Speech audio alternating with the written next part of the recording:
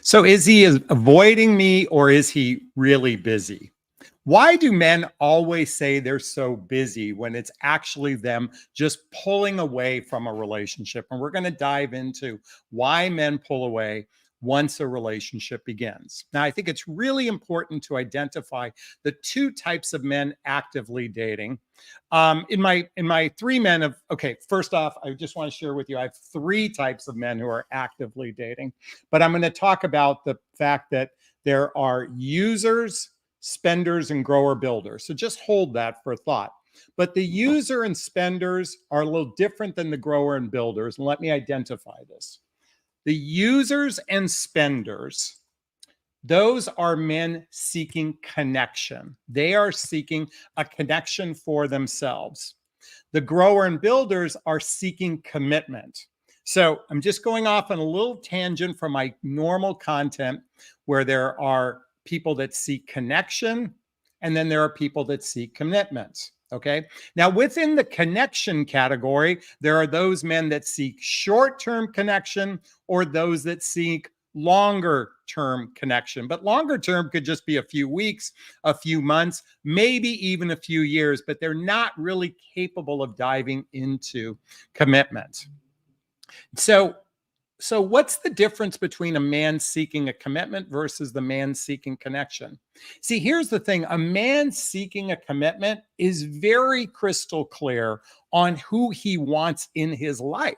He wants to commit. He wants a partner in his life. And the way he approaches the dating process is vastly different than the man seeking connection. See, let me explain the difference. And I'm going to use a phrase from Wayne Dyer. I might butcher this, so give me a second to share this. But Wayne Dyer once said, I'll believe it when I see it. I'll believe it when I see it. I'll believe it when I see it. Now, someone else might have said this. So that's a person that seeks connection. And if they believe you're the one, then they will see it. Versus the person says, when I believe it, I will see it. When I believe it, I will see it. When I believe it, I will see it. In other words, when a man already has commitment in his consciousness, then he will see his potential partner. Now, some of you are familiar with my user spender category. The users are the love bombers. They're the players. They seek short-term connection. And I'm going to read something to you in a moment that illustrates this, okay? They seek short-term connection. Those are the users. The spenders, these are the people that want companionship, connection, and sex, and yet they are most likely fairly broken. They are fairly broken. So they'll spend a longer period of time with you, hence why they're called spenders. But at the end of the day, they will use you because they're not capable of commitment. These are the people that are going through a contentious divorce, somebody who has a contentious relationship with his ex, somebody who's got issues in his professional life. Basically, these spenders, these people that might seek a longer term connection with someone, the ground underneath them doesn't feel solid. When the ground underneath a man doesn't feel solid, he's incapable of commitment.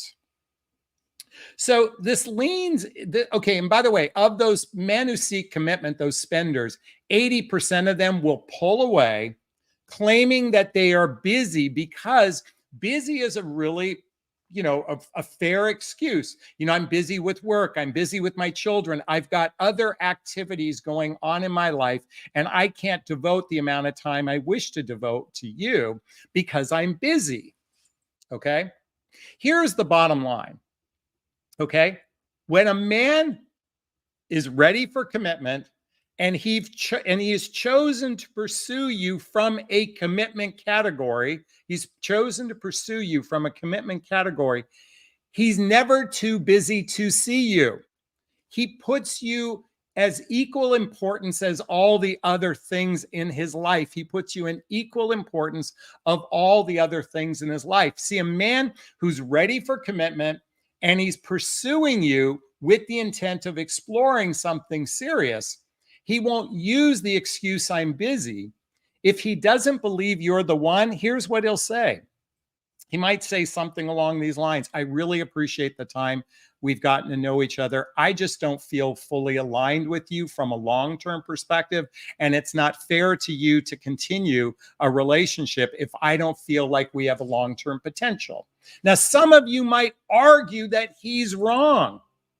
But the minute you argue he's wrong, you're giving your power away. You're chasing him. You're trying to convince him because he has your power the minute you try to convince someone to want to be with you. It's kind of natural to do that in a moment of weakness, in a moment of feeling insecure. But when you sit with it after a day or two, and you're still chasing this person who's clearly said they don't want a relationship with you, it is all on you at that point. And it's time to look in the mirror and say, I need to regain my power back. I need to love myself. If you're not familiar with my book, What the Heck is Self-Love Anyway? A Journey of Personal Development, Self-Help, and Spiritual Work, there's a link below to get a copy of my book. I highly recommend it. So how do we avoid this? Well, I got a question in my Instagram the other day, and I want to read this to everyone. It says, here's what I'm struggling with, and this may be a good topic for one of your videos. I've known someone for 6 years whom I've grown attached.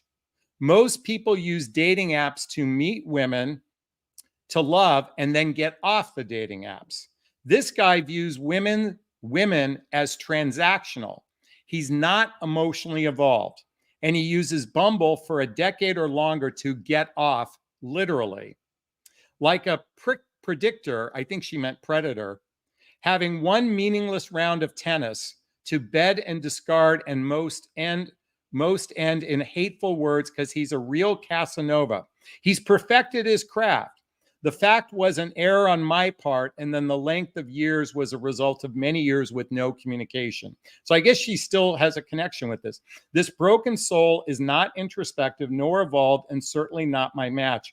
But there should be a way to discern intentions early, and I think your viewers could benefit from such a discussion.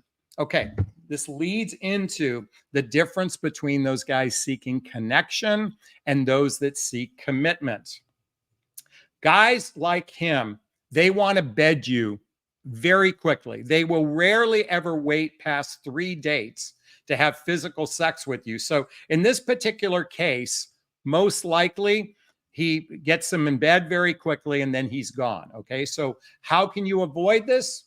By prolonging the process. If you have a habit of getting attached to someone rather quickly, like the person that's trying to fight for the relationship, then I would recommend what I call my 10-date rule, 10 dates is basically this. It takes about 100 hours of face-to-face time just to build the first layer of trust.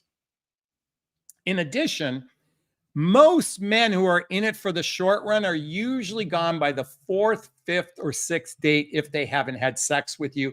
The men are in it for the short run.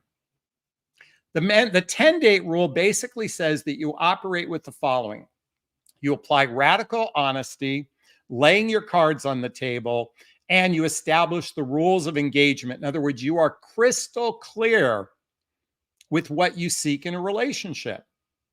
Now, here's the thing. I'm your big brother here, folks. If I could be on the first date, or if anyone that goes on a first date with this guy, I'd have my shotgun pointed at the guy's head and says, what's your intentions with my little sister?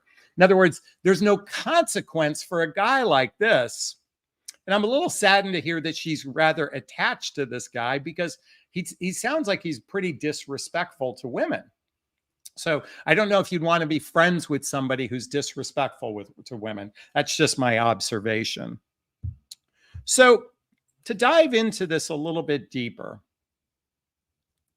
listen, it takes about 90 days for a guy to really know if you're the one. If a man is commitment oriented, if he's truly commitment oriented and he's investing regular time with you, those 10 dates should happen within, what is that? If you went out on 2 dates a week, that should be 5 weeks, roughly about a month and a half. Okay. Or if you went out once a week, that would be 10 weeks, roughly about 90 days to really know if you are someone for him worth investing. The problem is for those men who are seeking short-term connection, or those spenders I talk about, this is the easy way to spot them. They're either trying way too hard to get you in bed in the beginning, or their life is a bit dysfunctional. The ground underneath them doesn't feel solid. And that's usually a sign that he's going to waste your time. And then he will use the busy category, because he's not avoiding you when a man says he's busy. Well, excuse me, when a man says he's busy, he's really avoiding you, because no man who truly wants to be in a fully committed relationship with you will want to put you off to the side. There's not enough busy in the day to do that. Is this sinking in? Is this resonating? Please let me know. Here's the thing, ladies. When a man, if by the 10th date, he continually makes you important in his life, there's a good chance you have, and especially if you've hit the 90-day mark and you're going at a nice steady pace, there's a good chance you have relationship success. It's not a guarantee, but a good chance. Is this sinking in? Is this resonating? Please let me know. If it is, please hit that like button right now. Please share this video with your friends. And if you're brand new to my channel, please hit the subscription bell. I'd like to hear your thoughts on it as well. And also check out all the links below. All right. If you've gotten this far and you're watching live, this is Christmas Day today. And I decided to do a video for Christmas Day. Now, I actually bought an ugly sweater, and I went to go from Amazon, and I went to go open it up. Check this out. And you won't believe it. I ordered a large and they sent me a small. Can you believe it? What do you think of this ugly sweater I was planning on wearing? And it's got bells. So I want to be candid with you all. Being single on Christmas Day sucks. It sucks, okay? Now, I know I did a post that said the following, and I want to read it to everybody. But I also want to be in full transparency right now. So the post says, the most important relationship we can have, the most important relationship we can all have is the one you have with yourself. The most important journey you can take is the one of self-discovery, okay? Now, this is what I wrote underneath it, okay? Here's my truth. I'm by myself for the holidays. I'm by myself for the holidays. Sorry for the fuzziness, okay? There is no romantic partner to give a Christmas present, and no plans to be kissing someone at the stroke of midnight. What I'm not going to do is focus on lack, because I truly enjoy my own company. Here, let me see if I can fix this. What I'm not going to do is focus on the lack, because I'm truly enjoying my own company. While it might be nice to be coupled, it's equally as nice exploring the depths and the meaning of life in meditation. Self-love is a space when calm is the best feeling to aspire to. Who can relate? It looks like my camera is a little bit fuzzy, so I want to fix that really quick. Oh, there it is. Okay, now it's working. All right. So I wrote this post to kind of validate all of us that are by ourselves during Christmas, to say it's okay. But can I be really honest? It fucking sucks to be single during the holidays. I'm just going to own it. Now, I can rationalize it through this post and say it's going to be fine. You guys might have seen my post in the community page, but it kind of fucking sucks. It does. So what are we going to do about it? What are we going to do about it in 2024? What are we going to do differently? And that's the conversation I want to have with you tonight. I'll stay on as long as you're willing to rap with me. You're even willing to join me on the hot seat that I just put a link for. But I'm going to open it up to questions right now. I'm going to open it up to a conversation. Let's talk about it. Fucking sucks being by ourselves. Now, I didn't say the word alone, because I'm not alone, and I hope you're not alone either. My son came by today. Where is he? Picture Colin right there. He came by today. I got a chance. My sister and I connected today. Someone from my dad's facility reached out today. So I don't feel alone. I got invited to several parties today. I got invited to several people's homes, but I chose to be by myself. See, I said the words by myself. That's not the same as alone. I think alone is a feeling of not feeling love within yourself. I feel love within myself. I'm just by myself today. I even watched a John Wick movie today. Oh, and I watch football. And as soon as I wrap up these live stream, I'm going to head over to a bar and watch the Ravens San Francisco game, which I believe just started. Okay. If you have a question, write the word question, then post the question thereafter, or you can purchase the super sticker, super chat. There's a little $ in the chat box. All the monies from the super sticker, super chat goes to a scholarship fund in the name of my son, Connor Asley. He's the little rascal right there in the Woody outfit. He's my son who passed away over 5 years ago, and we donate to causes like the Hoffman Process, Insight Institute. And our goal is to get $50 in donations tonight. So let's give some love today. So, who wants to be brave enough to join the hot seat to get in this conversation? Let's talk about being by ourselves through the holidays, being alone. We can talk even about my ugly sweater if you want. Oh my gosh, it's falling apart right now. Look at that ugly sweater. Okay, Billy Lynn Holt says, I made sauerkraut with bacon, onions, potatoes, a can of beer, a little cracked pepper. So good. I'm not a fan of sauerkraut, but I'm sure it tastes delicious. But I'm not a fan of that.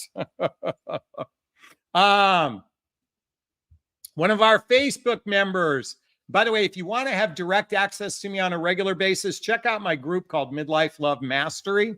One of our Facebook members wrote, I'm by myself too, but I'm going to my parents' house later, and my closest friends called me on the phone this morning. Thankfully, I'm off in 2 hours. Well, I hope it's okay. You're working. Okay, it sounds like you're working. All right, who else is in the house? Barbara says, thank you for doing this tonight. I figured, you know what? Listen, one of the things that brings me a lot of joy is connecting with you all. So, hey, let's talk about anything you want related to dating, mating, or relating. Melissa just wrote, I just want to point out something that I read somewhere. Excitement and anxiety are similar psychologically. So excitement can be misinterpreted as anxiety, just a heads up. Interesting. Well, I suspect that's probably the case. All right, Lee is in the house. Merry Christmas, Jonathan. How can you get a man to identify his feelings? He says he has a lot of feelings, but has a hard time putting them into words. You know, I believe the best thing to do is first lead by example. You know, I didn't get good at expressing my feelings until I actually started to witness it. And there are great books. You can even try this card deck called Intimacy, that invites the questions to expose how we feel about things. So, you know, check out this thing called card decks. You know, there's cards here. Let's pull one out. Let's see what it says here. What were the major turning points in your life that got you here? That's an interesting one. And then you might want to say, well, how did you feel about that? And just through practice, here's another one. Which personal accomplishment are you most proud of? So here are just two examples from this card decks. It's called Intimacy. It's called Best Self Intimacy. And that might help you tap into it. Hey, I just had a thought. Would you guys be interested to hear some of my notes when it comes to manifesting my soulmate? Would you be interested in hearing that? Okay. Well, I have some notes here. Notes. You're going to have to come back and watch that and stop the screen. Did that quickly. But here's some of the feelings I want to experience in relationship. Okay. So I really want to experience the feeling of reciprocity. Now, reciprocity is when you share or give, that a person shares and give at a relatively reciprocal rate. I think one of the most frustrating things for women in particular is they seem to give more emotionally in the relationship than the man gives, and it doesn't feel reciprocal. So reciprocity is one of the most important values I seek in relationship. Somebody who can give and receive, give and receive, receive and give and receive. Okay. I'm also seek someone that has a grateful or appreciative mindset, somebody who has a grateful or appreciative mindset. I know a lot of women and men who have kind of a negative view on life. They're more pessimistic. They focus on what's wrong instead of what's right. And they don't use the words appreciate, grateful, gratitude as part of the lexicon of their language. To me, that's one of the most important values, traits, experiences, or feelings for me in relationship. And I hope that is for you too. So I say a grateful and appreciative mindset. Number 3, somebody who has an agreeable nature, somebody who has an agreeable nature. I think, I got to tell you something. A lot of women get accused of being strong, smart, confident, and they're in their masculine energy. There's nothing wrong with a woman being strong, smart, confident, but those women also oftentimes don't have a very agreeable personality. And whether you're a man or woman, I think it's important to have agreeable personality. Somebody who has sexual passion. I'm still young to give up on this, and I still want regular sex, so that's on my list, is sexual passion. Somebody who has a connection to their higher self, to their divinity, something greater than themselves. Somebody who's romantic verbally and physically. Words of affirmation. Okay, if you're not familiar with the book, The 5 Love Languages, highly recommend checking it out. Okay. My top love language it's not words of affirmation, it's words of adoration. But then I'm a Leo. We like to be adored. But then physical touch. So romantic gestures that are both verbal and physical are important to me. Somebody who is growth oriented, willing to work on their shit, willing to work on their stuff and grow past their negative patterns and their limiting beliefs. Somebody who is emotionally expressive. I already said that, but I'm piggybacking that. Emotionally expressive, emotionally appreciative, verbally appreciative. Those are really important things that I look for within a person. Somebody who's commitment oriented, in other words, is marriage minded or clearly wants to live with someone. I'm getting closer to the last couple chapters of my life, and I don't want to do this dating thing, on and on and on. So I seek commitment. Now I'm sharing all this for you because I'm giving you some context to maybe think of what you seek in a relationship. I go on to say, I want someone who's open-minded. I can't stand closed-minded people. Some people who are too far on the right politically, some people who are too far left on the politically, to me, are gigantic turnoff if they're too far at the ends and if they hate the other side, I just can't stand that. To me, that lacks an open mind, but that's just my personal opinion. Somebody who is financially at peace, financially independent. Fuck, why not somebody financially rich? I'm not going to turn that away if somebody's financially rich, but certainly financial peace and financial independence. Somebody who is fun, playful, funny. I need someone who's fun, playful, and funny. And I also need somebody who's more like a social director. They're good at planning shit for us to do, because that's a weakness of mine. I'm sorry. It's just, I'm kind of a little bit of a hermit and I need somebody to pull me out of my shell. Okay. I need somebody who is chill, especially under pressure. That's another area of weakness of mine. I become spastic under pressure, and I need somebody who's stable and chill under pressure. I need someone to be all in. I need someone to be responsive. I shared all this with you because I'm inviting you to write down your list of what's important to you. I'll read it all again. Reciprocity, grateful and appreciative mindset, agreeable nature, sexually passionate, connection to the divine, romantic verbally and physically, growth oriented, Oh, they must be present. Oh, that's an important one. Emotionally expressive and appreciative verbally. Commitment oriented, open mind, financially independent, fun, funny, playful, chill, especially under pressure, all in, and responsive.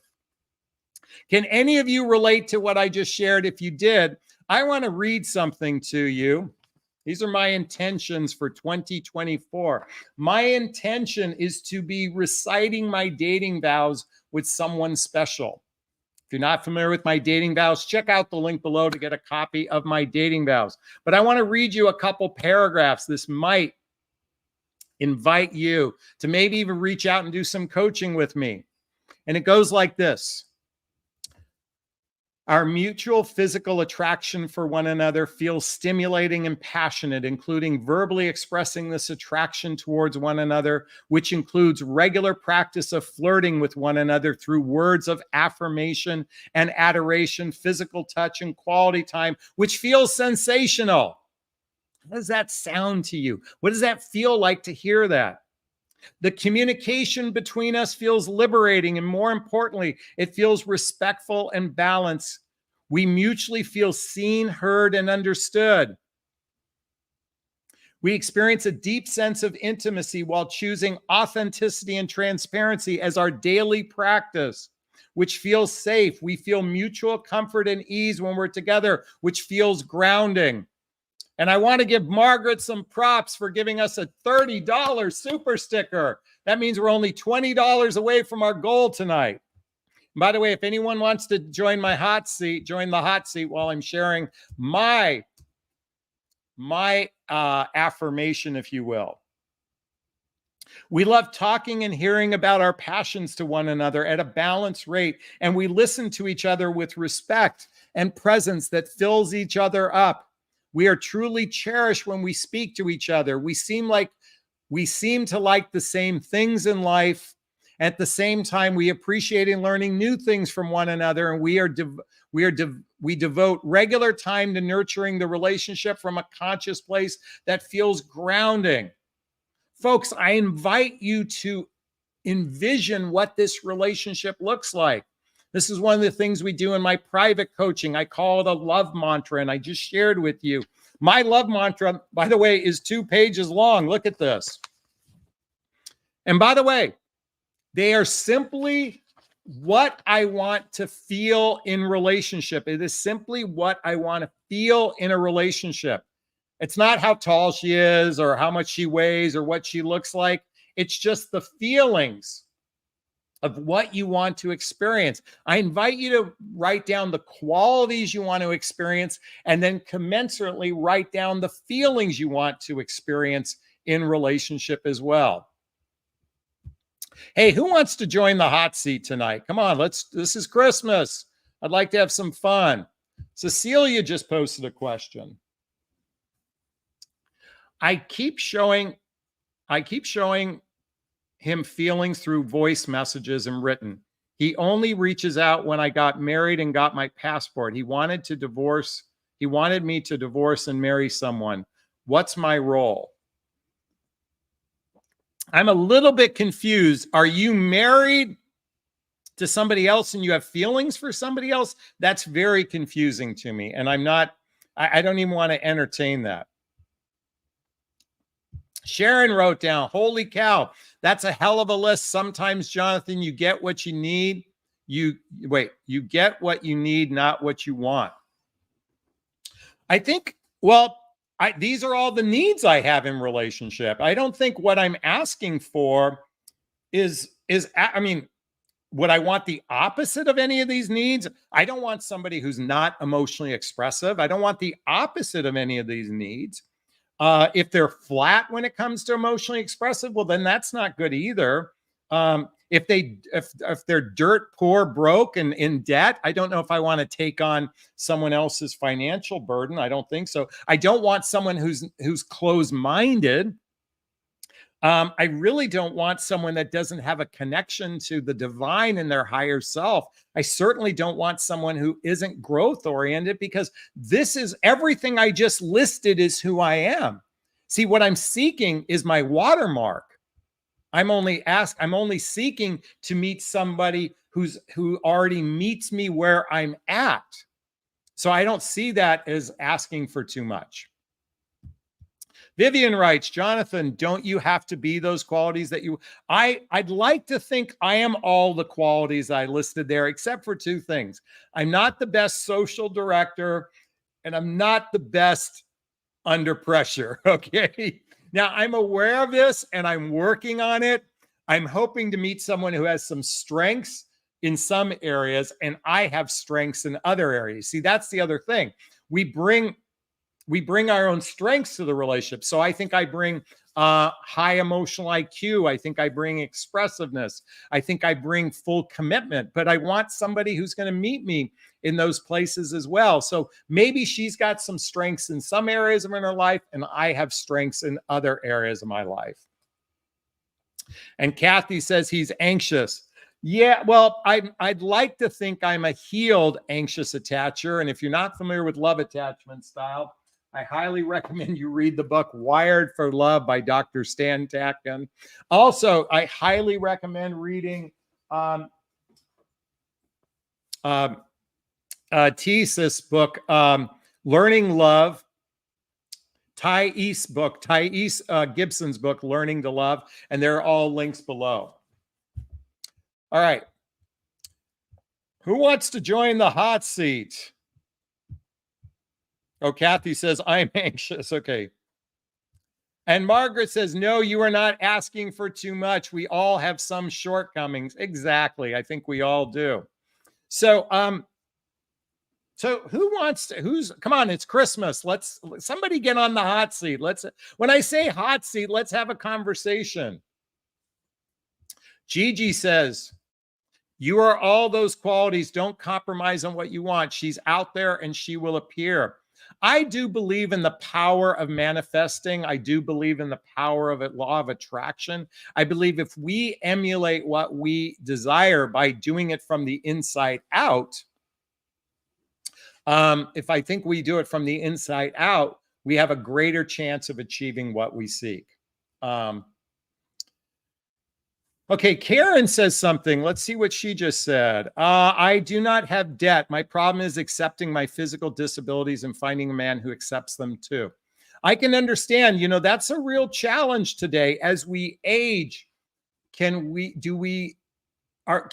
initially accept somebody who has a disability? That's a great question.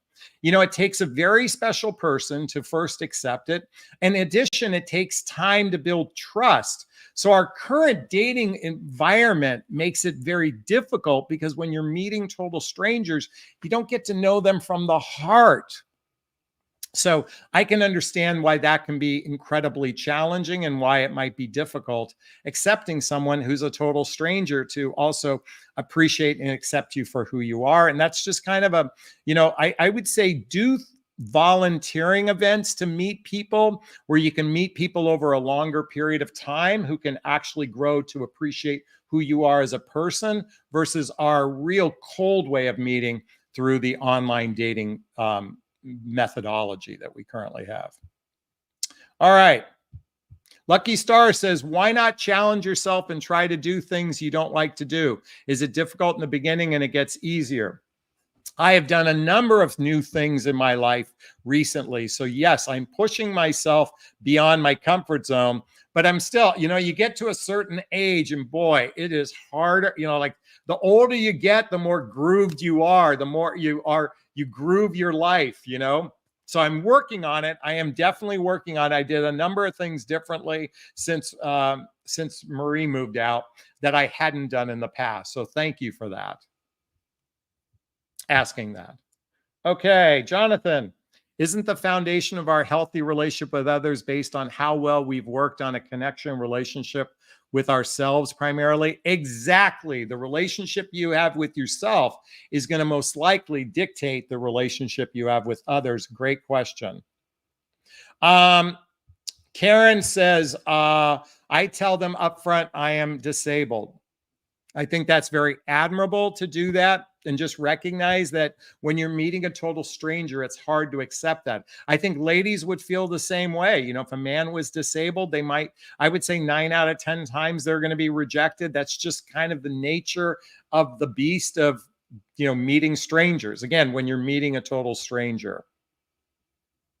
Margaret goes on to say, so true about grooved your life. Yeah, you know, the older we get, the more set in our ways. I mean, it's harder to be more flexible, hence why we need, the closer we meet in alignment, the greater chance we have for success. Unlike, you know, I think of some of my contemporaries, you know, who got married in their 30s and made babies. You know, they were looking for a wife, they were looking for the mother of their children, and their whole relationship is built on raising babies, being a family. Even Matthew Hussey just got married, and I'm sure he's going to be making babies and raising a family. For those of us in midlife, it's a whole different ballgame. We have fully curated lives, we have families, we have medical conditions. I mean, it is so much harder. That's one of the reasons why, folks, I think I appeal to the midlife demographic is I get it. I've been divorced. I've had 2 significant relationships after my divorce. I get the whole dating marketplace. And I'm telling you, it's a fucking, you know, it's a clusterfuck out there. It's a mess. And if anybody tells you otherwise, they are full of shit.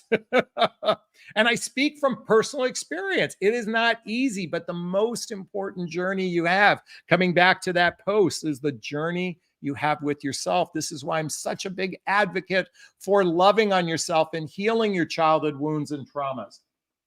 If you're not familiar with the book, The Hoffman Process, a link below, I highly recommend reading this book.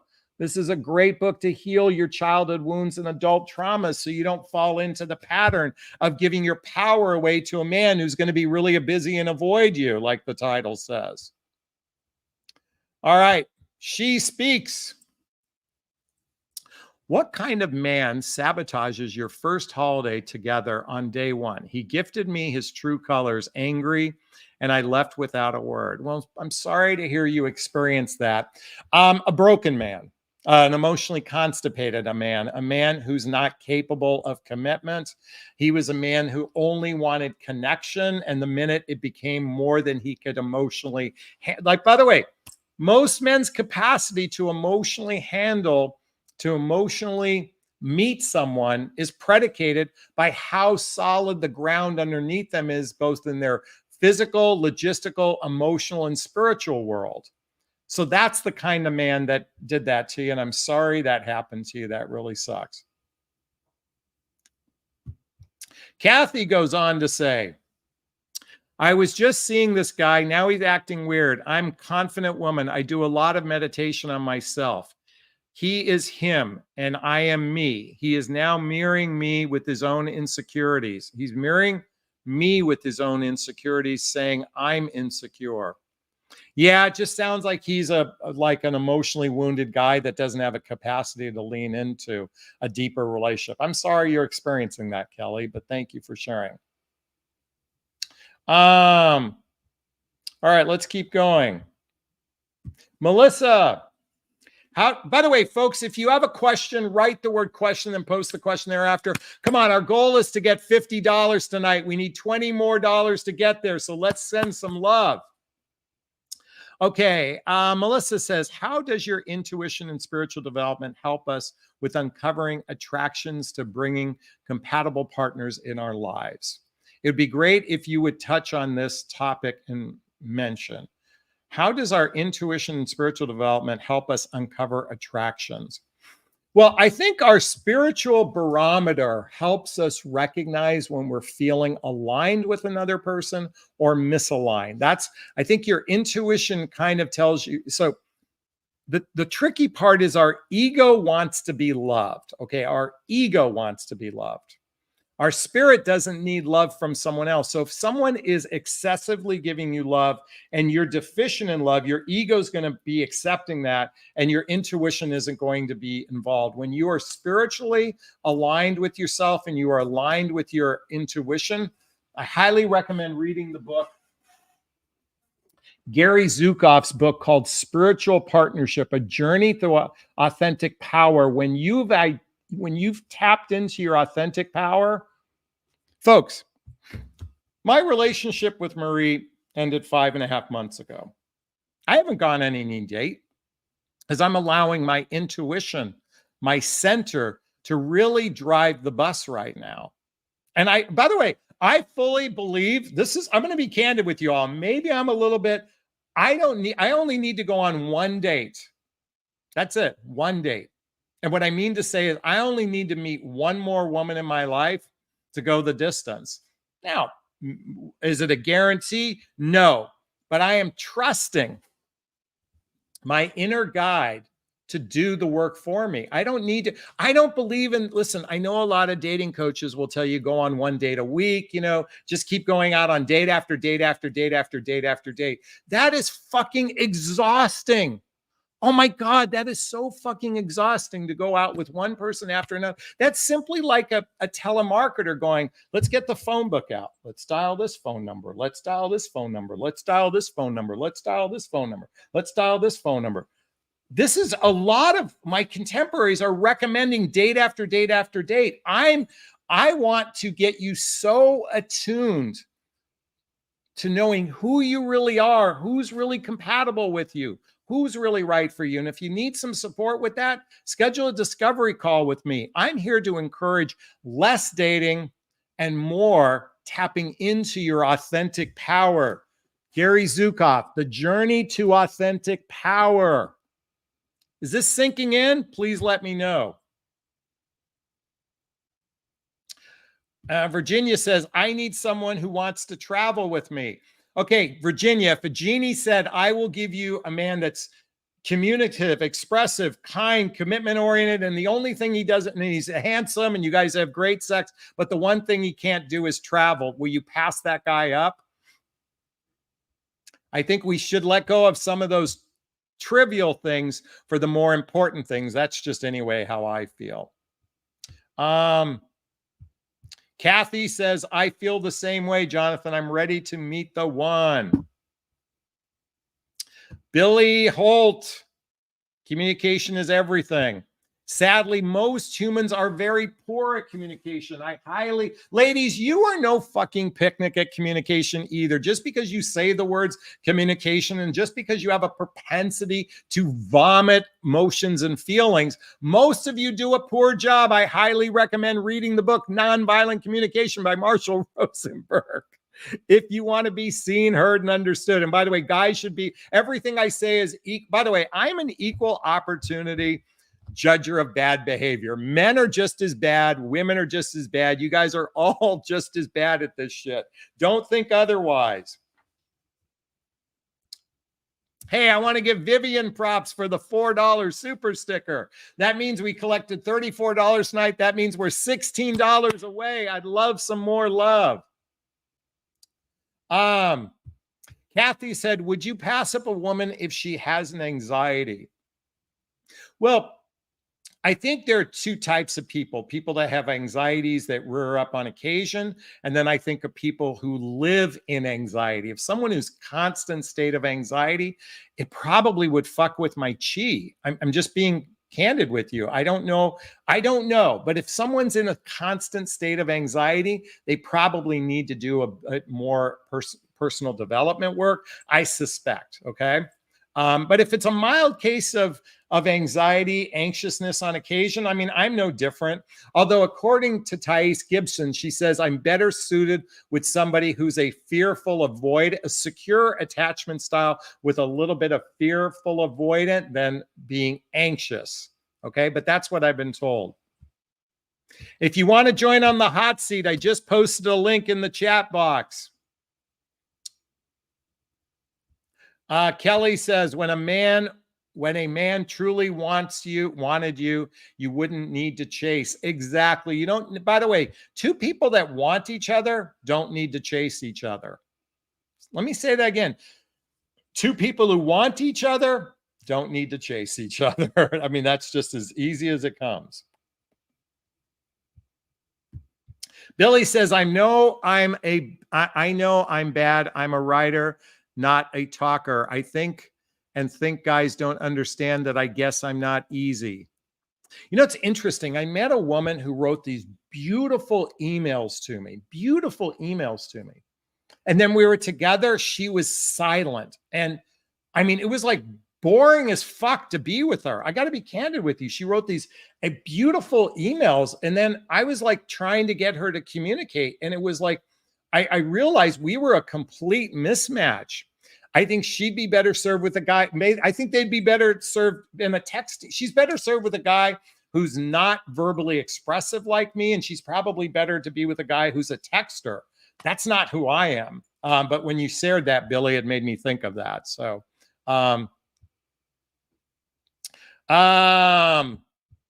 Maria says, Merry Christmas to Jonathan, the Bachelor and Bachelorette. Hey, Cecilia is in the house. Hi, Jonathan. Hi, everyone. Hi, you got the rock star sunglasses on. Yeah. How are you, Jonathan? Right. Good. Hugs Thank for you. everyone. Happy holidays. Merry Christmas. Happy holidays. Merry Christmas. I'm very happy to be with you, everyone. Especially you, Jonathan. Thank you so much for a wonderful All right. So 2 years. So Cecilia, you've been commenting on videos, and I have no fucking clue what you're talking about. So what the hell is going on? You have this. Okay, first off, are you married? Yes or no? To a polygamist. So wait, you're married to somebody who's married to other people? Yeah, he didn't tell me. We vowed we were going to be just. And how long have you been married to him? Since April. April of this year. Are you getting a divorce? I probably can just get an annulment. So I have documents to divorce, but I'm going to try to get an annulment. Okay. So, and now are you flirting with some other man? Because you keep talking about a man and feelings. Who the hell is this guy you're talking about? Well, 2 years ago, I was told by my cousin, who I had never met before, that he wanted me to find him a girlfriend. And we had kind of like a friendship, like a platonic relationship. But then last Christmas, he says, I wanted you to be my girlfriend and for us to get married. Okay. So have you been seeing him? Have you been seeing him physically?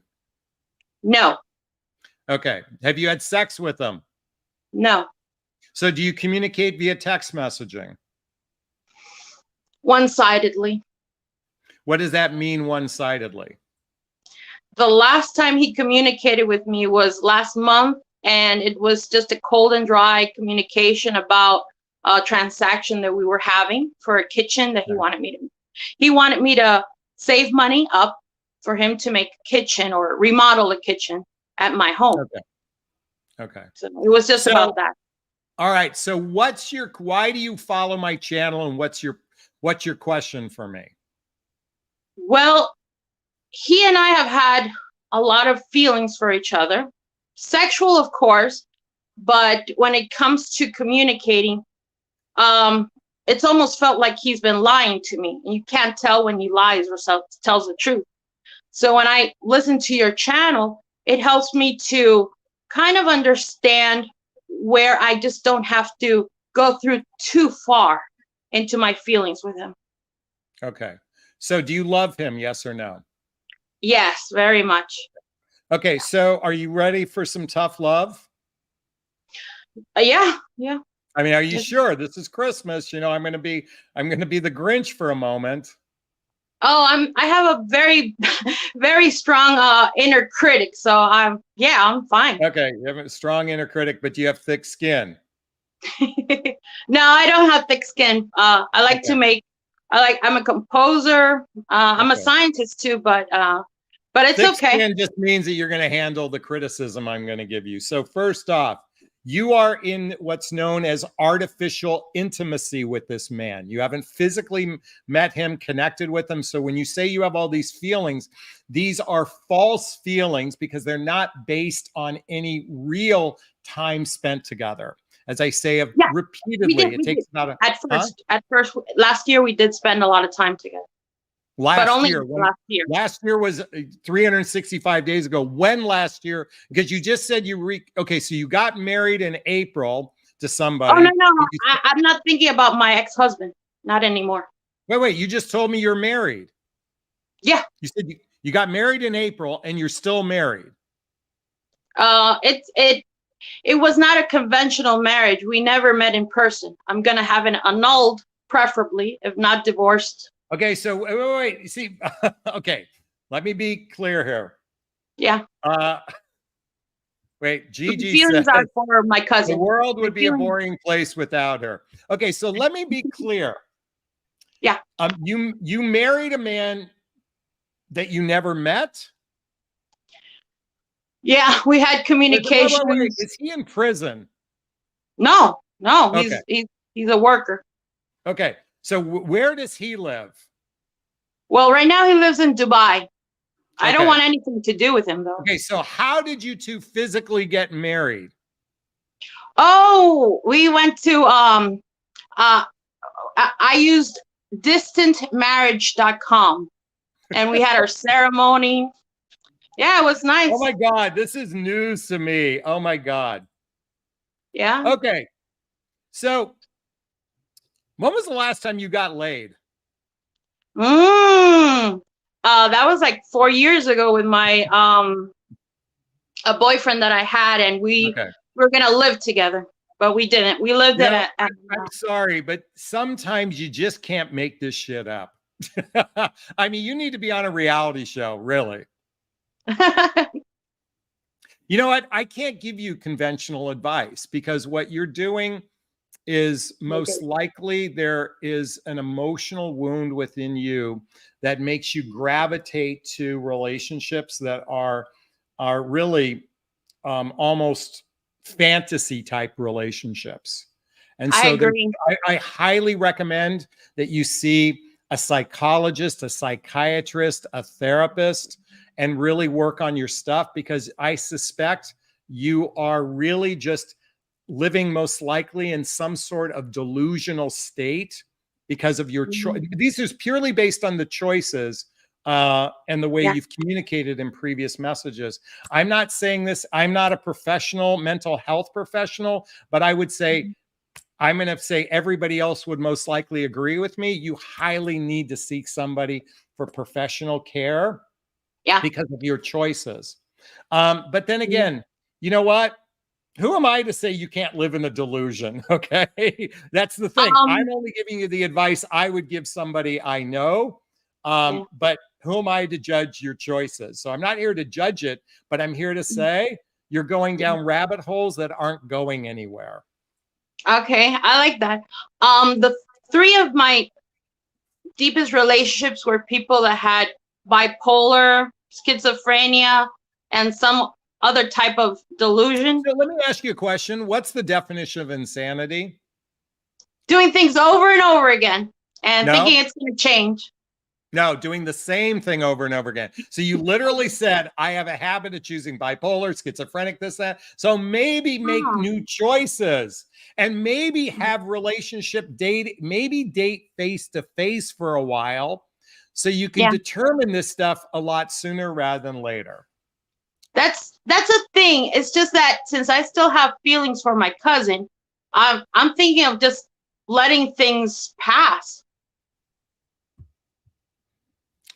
Yeah. Okay. Because if I go to another relationship, I might just rebound to Here's the thing, again. Cecilia. I want to give other people a chance to jump in. I've given you my recommendation. I'm sending you off with a big, gigantic Jonathan Bear hug. I'm sending you happy holidays. I'm wishing you a better 2024. And I truly hope you go seek medical attention, because it's clear to most likely me and everyone else watching, you probably need a bit of love from a professional. Okay. Okay. Thank you. Right. Actually, I have general anxiety disorder. That's what my doctor said. Okay, well, work on that. I was diagnosed.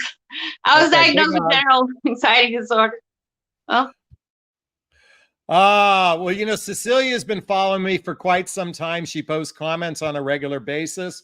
I think it takes a lot of bravery to join us live. So we got to give her a lot of props for that. So let's give her some props. A few people think she's cute, but I also think she's a perfect example of people that live in a world in their head and not really a day in, day out relationship. Hey, we've got Travel Goddess that just gave us a $50 super sticker. Big hugs and thank you.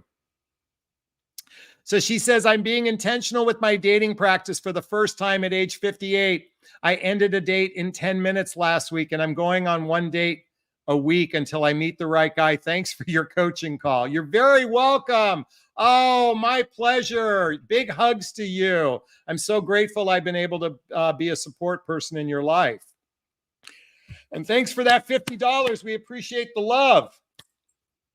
Rebecca writes, question, part 1 of 2. I want to go back to the statement you made regarding Leslie and Golden Bachelor.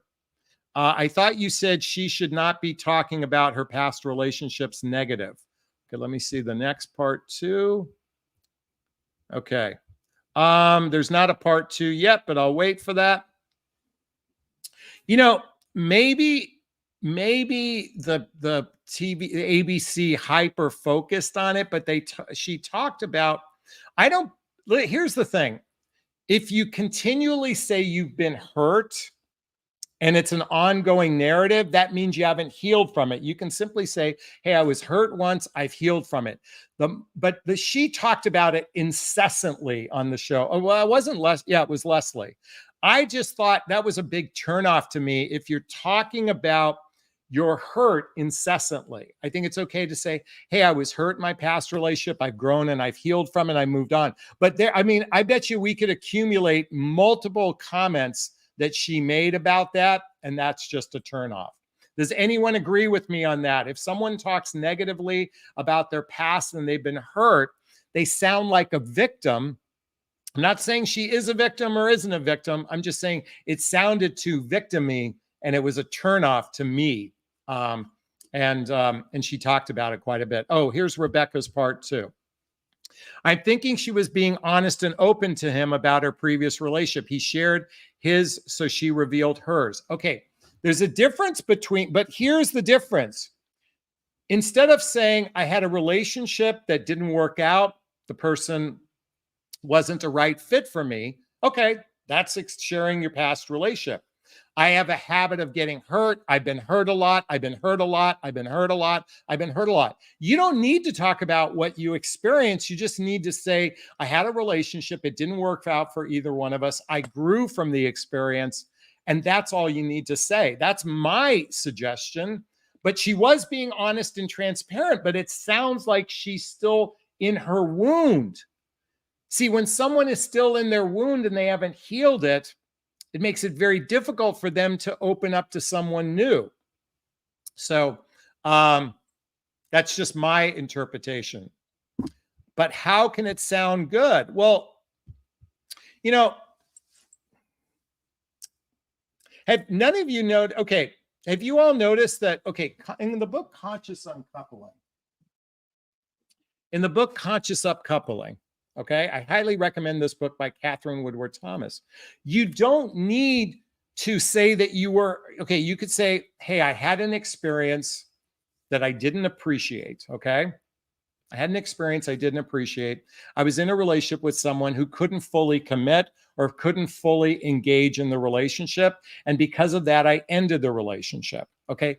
That's just, I mean, that's saying the same thing. It's just saying it without the inflection that you're still, if you're still talking about the hurt. Okay, let me give you an example. When my my most significant relationship after my divorce ended, all I could do was complain about her. I got hurt. I complained about her. I got hurt. I complained about her. And it took me a long time to get over that. Now I don't need to complain about her, say that I'm hurt. I'm just, and by the way, she didn't do anything wrong either. It's just, I wasn't in a good space. So when you take ownership on your part and you only focus on the ownership of your part, you don't even need to share the details of what happened. you know what? I was in a significant relationship. We were misaligned with each other. It didn't work out. And we moved on. That's all you need to say. That's it. Oh, but he was a narcissist and he used me, and he was a narcissist and he used me, and he was a narcissist and he's used me, and he was a bipolar and he was borderline and he did all these negative things. That's a turnoff, folks. You don't need to express it. You were just misaligned with each other and it didn't work out. All right. Hey, we're coming up on an hour. Listen, it's Christmas time. I can keep going, but I need some content from you guys. Okay, I need some content, or you need to join me on the hot seat. We need some love right now. Lisa says victim mentality gets old after a while. It's a total turnoff. Exactly.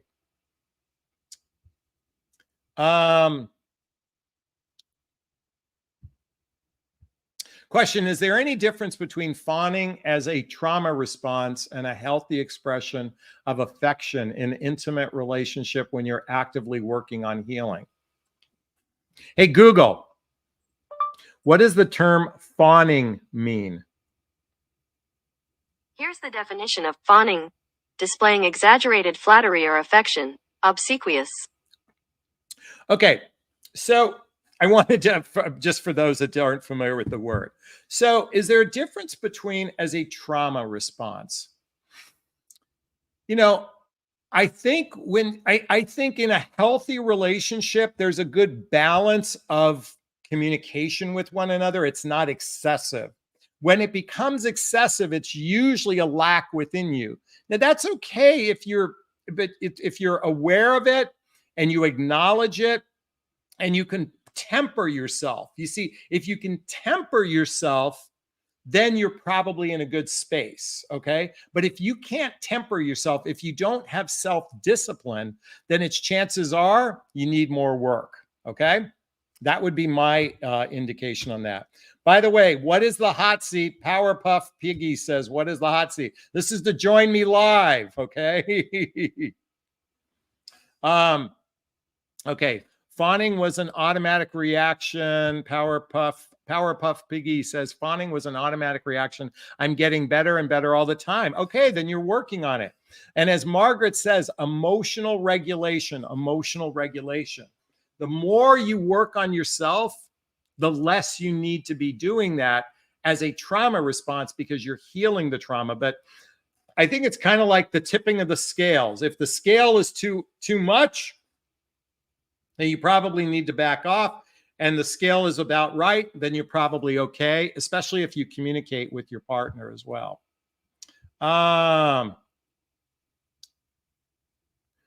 Melissa goes on to say it's part of a fight, flight, freeze, and fawn response after surviving trauma. Thanks, Jonathan. I'm not an expert in this area, so that's why I think it's better to talk to a therapist that has more expertise at this.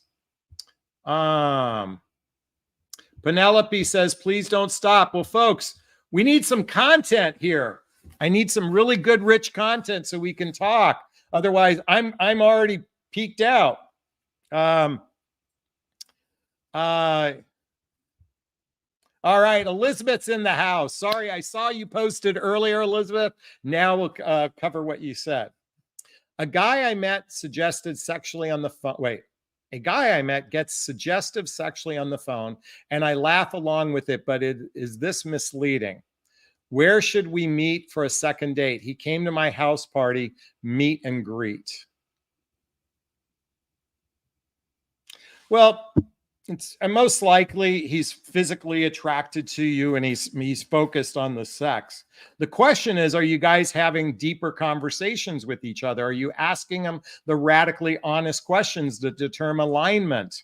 Guys who are overly sexual, 9 out of 10 times they are users or spenders. So you basically hold off on sex and see if he lasts 10 dates. But where should we meet for a second date? Meet at well, it's winter time, but you can, at the beach here. And I live overlooking the ocean. I'm very blessed. Where can you meet? Where can you meet? Meet at a restaurant, meet at a bar, meet at a coffee shop. There's lots of places you can meet, you know? There's lots of places you can meet. Hold on a second. I just want to share with you something. Bear with me. Here's a view from my office tonight. This was the view from my office. This is a view from my office tonight in Southern California. So meet at the beach. No, meet at a coffee shop, meet at a restaurant, meet at a bowling alley, meet at a pool hall, meet at a bar to watch a football game like I'm going to do shortly. Elizabeth says you're blessed to live by the ocean. I am very blessed. Folks, you know, most of you know my significant relationship ended with Marie, and we lived together. And I think you've noticed I haven't badmouthed her. I just said there was a misalignment between the two of us. She felt the need to move on. I'm okay with it. We barely got into any fights. I don't think we ever had a fight. We had a couple disagreements with one another, and we had a very conscious uncoupling. When a person has conscious uncouplings, when they are clean in their past life, then they're more likely to be available in any future relationship. And so I think this is really important. That's why, going back to Leslie, I just don't think she's still clean. I don't know. I mean, I don't know her personally, so I'm just judging it based on few minutes of conversation she had on a show. But that's my interpretation based on what I witnessed. And again, that's not accurate. That's basing it purely based on what they showed on television.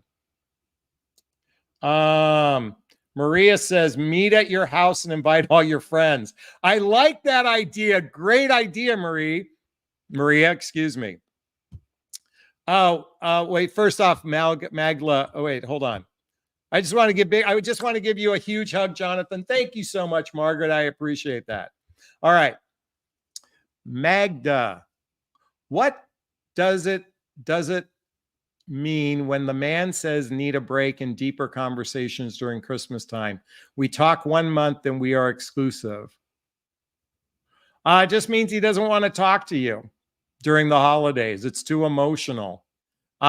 We talk 1 month and we are exclusive. So I didn't hear you say you're dating for 1 month. Have you gone on a physical date with him? Have you had sex with him? If you've had physical dates and you have sex with him and he wants a break from deeper conversations during Christmas time, that's not a good sign. It's not a good sign anyway, because a man who genuinely wants to be with you, he wants to spend time with you during the holidays versus the other way around. That's just my interpretation based on that.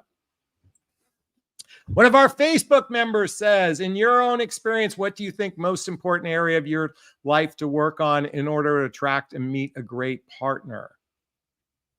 You know, lately I've been thinking my physical health. I need to get back into a physical exercise routine. I'd like to drop 10 pounds. I live in Southern California. I don't have six-pack abs, so I'm already behind the 8 ball. I'm just kidding. Physical health is really important to me, but that has nothing to do with a relationship. But I think it's about feeling good about myself. Also, I want to get back into a better eating habits. I've been a little bit indulging after Marie and I split up, partially because we had a good routine in eating, and I've not got into a really good diet or routine for myself. Those are two areas. Also working on not chasing someone to like me. I still have a people pleaser attitude, and really staying in my vortex is really important to me as well. So thanks for that question. I really appreciate it.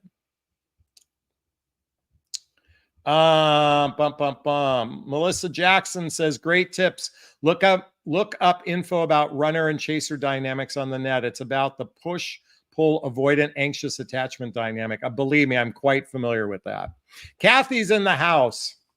Is it a good thing to be completely transparent as you are on a second date? He has been the one to initiate it.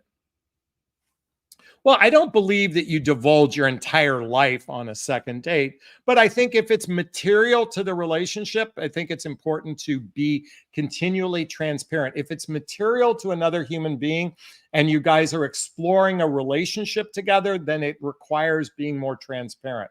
For example, if you had herpes, I don't think you need to tell someone on a second date, but then again, wouldn't that, this is okay, let's use that as an example.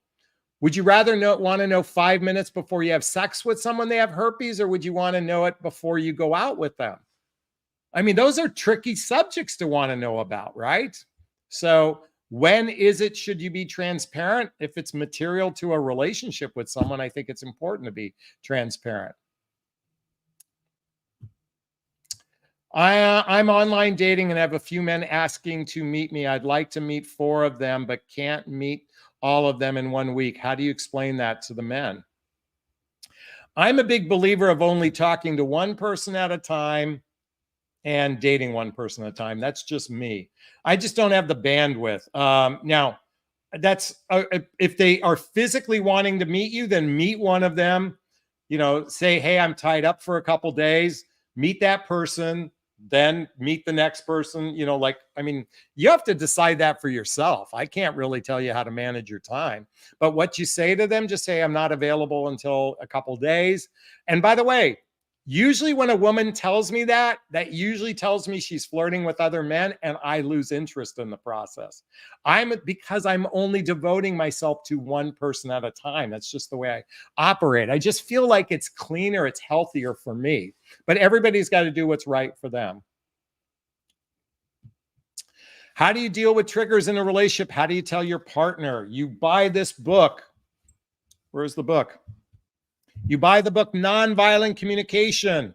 Oh, here's another great book. Because this talks about triggers as well. Hold Me Tight. Hold Me Tight by Sue Johnson. Another great book to talk about what triggers you and how to communicate to your partner. Those are a couple things I recommend. Tati says, how do I get over the reluctance to restart on the dating apps? I used to be on the apps for several years with no results. Okay, here's what I would do. I'm on Bumble, I'm on Hinge, and I make it a habit. I paid extra to only see who swiped on me. So I don't go on the app. I just look at who's already swiped on me. So that's what I would recommend. And then it takes all the pain out of swiping. Just focus on the people who have already swiped on you.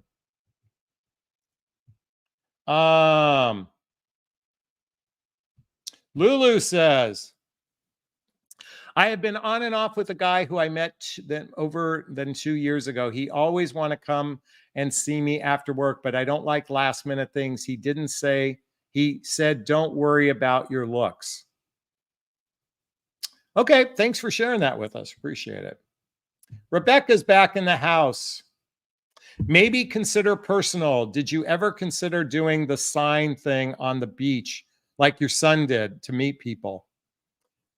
Yeah. I don't know. Maybe. My son and I are talking about doing man on the street kind of thing. So maybe might be a good idea. All right. Elizabeth's back now. So, oh my God, I literally just pulled the book, Nonviolent Communication. The others I have nearby are Emotional Intimacy and the Hoffman Process. What do you recommend I read first? By the way, I love the book, Emotional Intimacy. By the way, the first book you should read is What the Heck is Self-Love Anyway? You know what I would read first? And it's not in the list there. I would read The Untethered Soul by Michael Singer. The Untethered Soul by Michael Singer. This is a great book to learn how to talk to the voices in your head. All the links below to get a copy of the book I recommend. Hey, folks, you know what? I'm going to go head off and go watch some football. This has been a lot of fun to hang out with you during the holidays. Oh, Elizabeth, I read that already. Then read Nonviolent Communication. Folks, I'm going to go off and go watch the Ravens San Francisco game. I'm going to go over to a bar to have a margarita, watch a little football. It has been a blast to hang out with you during Christmas. I'll be back tomorrow night. I'll think of a good topic to talk about. Is he avoiding me or is he really busy? Go back and watch the beginning if you want to get the answers to that. I just want to wish everybody happy holidays. Happy. By the way, folks, if you didn't know, I bought an ugly sweater, Christmas sweater, but they sent me the wrong size. I ordered large and they sent me small. I could barely put this on.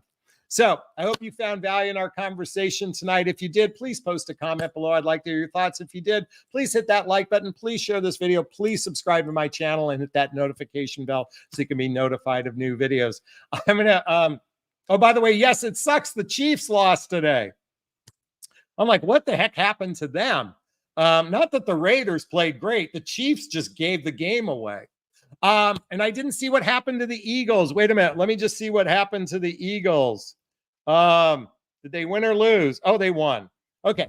Everyone, I want to wish you a super duper wonderful Christmas, and we'll have more to come in the next couple days. I'm going to sign off with sending myself a big, gigantic Jonathan Bear hug. I'm going to reach into the camera and give you a hug of love if that's okay. I'm going to ask you to turn to someone, pet, a teddy bear, a pillow, and give it or them a hug of love, because hugs are a great source of love.